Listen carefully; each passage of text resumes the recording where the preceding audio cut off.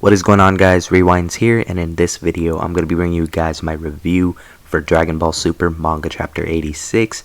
So I want to start off by saying that for this one, I really enjoyed the pacing of this chapter. I was expecting it to be, a complete fighting chapter, and it kind of was, but I was expecting it to be more so, Goku versus Gas, or maybe Goku and Vegeta versus Gas, like them just getting dominated by this new form of Gas, and then maybe a twist at the end of the chapter. But we got something much different from that, and I can say that I'm pleased with the chapter overall. But let's talk about pretty much what happened, what I liked, what I didn't like, and where I think they're going to go from here. So, we started off with like the draft images that I covered not too long ago in a separate video. It showed Gas getting Goku with a force choke, and the paneling and I would say the art is always pretty good nowadays, but the paneling I thought was done pretty well overall in this chapter as well, including that particular panel with the force choke. And to get out of that, Goku pretty much tries to instant transmission, and as he does that, there's another cool panel where Gas ends up hitting him with a backhand. And as this is going, and it seems like it's really one-sided, Gas says that he's never felt better, pretty much talking about how it feels like his cells are on fire, which is funny because they literally are, because it's hinted at a lot that Gas is dying right now as he's fighting and reaching these new heights.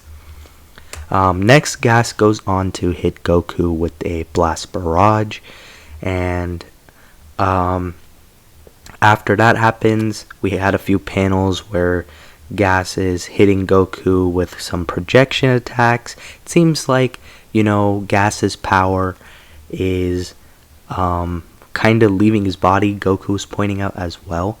And for the most part, this is a one-sided fight, and I do want to point out again that the art looked really great throughout this chapter, and I am really excited for when this anime comes back and decides to adapt these manga arcs into the anime. There's a lot to look forward to, especially on in terms of the fights, because I feel like they've, especially in this arc, been drawn pretty well. And I want to say Goku did still keep up here, but you could tell Gas was stronger at the moment.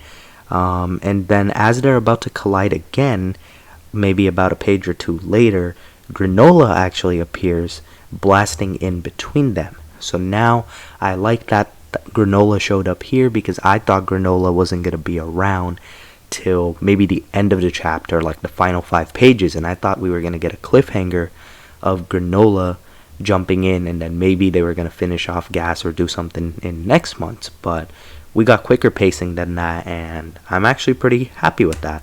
I know some people have complained about pacing, and I haven't really felt that too much until I believe maybe a month or two ago. I still thought the chapters were fine, but I did understand the whole idea of when there's a chapter that only does fighting, it doesn't really feel like there's a ton of story progression, right? So I understand that. But this month, definitely an A+ on the pacing, in my opinion. So now Granola comes in, and he comes charging in, and he actually pins Goku down, and he tells him that he heard Bardock's voice when he was asleep, and that was probably from the Scouter, to be honest. And that now Goku must let him do what he must.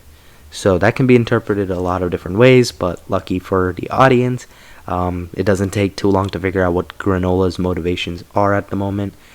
Alec, meanwhile, is thinking now that Granola actually ended up switching sides, and I thought that was funny, because Alec is stupid enough to think like, oh, I can manipulate Granola again, and maybe start giving him side jobs again or something. Next, Goku tells Granola that he's going to keep Gas busy while Granola charges up enough energy to bring Gas down. So as this is going, Goku ends up wounding Gas, but he gets beaten down pretty bad, and it's to the point where it seems like Gas is about to strike Granola before he can finish charging up his attack, and he decides to hit Goku with a barrage of blast. And as that happens, Vegeta gets his moment of shine. He comes in and he gives a headbutt to Gas, buying more time for Granola to, charge up his attack. And I do like this because everybody's playing a part. Not Gas Granola. Obviously Gas because he's the villain, but Granola, Vegeta, and Goku all doing something to contribute to the win, which is what we're leading up to.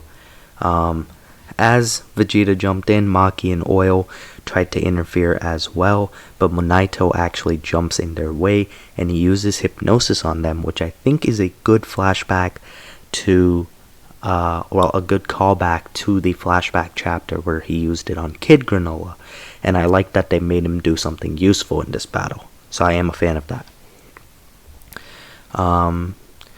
Granola's attack is then charged up, but he can't blast his blast at that moment because if it makes contact with the planet, everything is going to be destroyed. So in order to prevent that, Gas has to at least be up in the air. And right then, Goku brings out his Moro Arc technique, which was the projection technique. It doesn't have an official name yet. A lot of people do think it looks very similar to the Susanoo from Naruto. So, I guess we can call it that for now, his Susanoo technique. And Goku pretty much uses this projection to throw Gas into space. That was really, really cool. I did like that. I was a fan of that technique in the Moro Arc as well, and I'm glad they're using it here again. So as Granola now has the room to actually blast Gas, he, says that his eyes are still damaged, but to help with that, Oatmeal comes in with an aim assist as well. So it seems like pretty much everybody that is on the side of good did their part in this chapter, and Granola lands a big hit with this final attack, and it was like the blast attack where he has both of his fingers aimed like guns, and he fires that off. It's definitely something he used before, but not to this power, I guess. And this attack lands and defeats Gas. So then we go on, we got a few more pages. Granola says that he didn't kill Gas because he's not out for revenge anymore, which I think is, pretty good little character development, especially for, if you consider that everything that's happening here is happening within a few hours.